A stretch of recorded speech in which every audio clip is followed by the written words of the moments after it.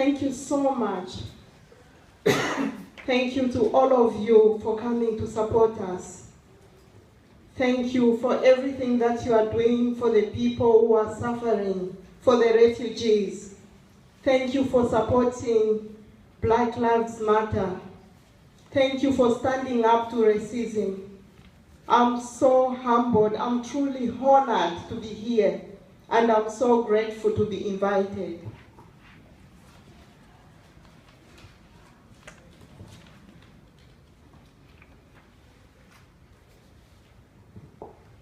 My name is Dianne Ngoza. I come from a country where I was brought up to welcome strangers and to have respect for every human being, especially those who are vulnerable. I was not aware of how vicious colonialism was because I was born after independence. I learned about slavery and how Black people were dehumanized by that system, but I never thought history could repeat itself in a modern form of slavery and colonialism. I've been living in this country for the past 13 years now, and I was only allowed to work for 2 years, and after that, my visa was rejected. I haven't worked for the past 12 years, and have no access to public funds, even though I paid all my tax during the time I worked. I thank God that I don't hold any grudge against anyone, despite the sufferings that I've endured in this country. I've become stronger through my suffering, and I'm so passionate about justice around the world. If we had to be honest, everyone in this room is a foreigner. So why would anyone be compelled to point a finger at another human being because of the color of their skin? Does human rights in the Western world only apply to certain individuals? We all want to go to any country in the world without the fear of being ridiculed or treated like a criminal. UK is the only country in Europe so far that has received the smallest number of refugees. If that is not some form of racism, I wonder what it is. After inciting wars that have swept across the world because of greed for natural resources that haven't made a significant difference in the economy, the blame is now being made on migrants. The media has continued to tell lies by spreading false rumors about migrants. There are countries that are not even on the news in the Western world because these governments don't want people to know what is going on. DRC, just to name a few, is one of the countries that has endured so much suffering since the 80s.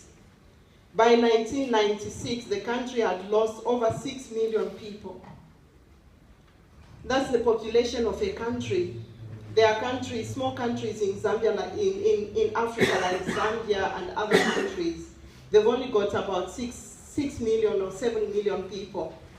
So these are the people that have been lost during that war in Congo.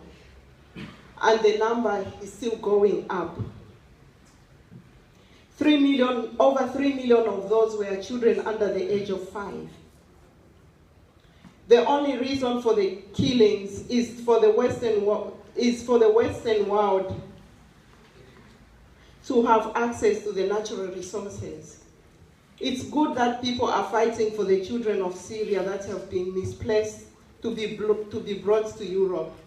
But what are we doing about the children of DRC, Democratic Republic of Congo? The country has been turned into a war zone because of a massive amount of minerals, like diamonds, gold, copper, cobalt, tin, uranium, coltan, and other minerals. DRC has got the biggest percentage of coltan, the mineral needed for all the electronics that we are using in the Western world. Electronics like iPhones, iPads, computers, laptops, PlayStations, Xboxes, Nintendo, jet engines, printers, and numerous other electronics that is used in our homes. And the Western world, now they are pretending that nothing is happening in the Congo because they are busy, because of their greed. All they care about is how much profits they are going to make from these electronics. UK and USA, the supply of arms by UK and USA to Rwanda and Uganda has allowed these countries to go on a rampage by killing innocent people and raping women. About 48 women are raped each hour in Democratic Republic of Congo. This has also paved the way to steal all the resources that they need in my country. And no one is saying anything. All the countries that have been invaded have become worse off than before.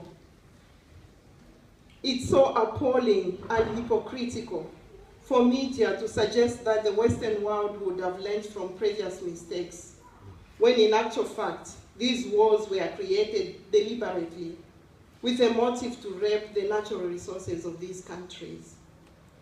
If the whole world had to come together and demand peaceful, fair votes for good leaders, Iraq, Libya, and Syria would have been better off.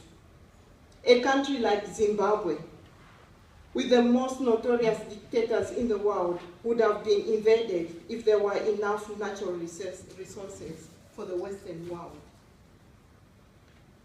The Western world is good at preserving their infrastructure, but they don't care about the infrastructure in these countries, the infrastructures that have been destroyed. The future generation will never be able to see the infrastructure in all these countries that have been destroyed. Countries like Syria, Iraq, Libya, which are the best one of the best infrastructures in the world, they've all been destroyed. Let us embody the true meaning of justice by fighting for the rights of young black men that are being murdered all the time in America and UK because of the racism that has been swept under the carpet. I would say that it's even worse here in England because these things are not really discussed. We don't talk about the black men that are being killed. In America now, everyone is talking about black men that are being killed each day. But in England, we don't hear of those. Let's all come together to fight for peace where everyone can live freely in their own countries and be able to go to other countries to learn about other cultures. There shouldn't be any borders for anyone. Why should other people be allowed to go anywhere in the world and other people not be allowed to go anywhere in the world? It's total madness, honestly. Let us stop this madness of closing borders and welcome people that need our help. Let us fight for the future generation. Let us fight for the rights of the children of our children. Let us fight for what is right. Thank you so much.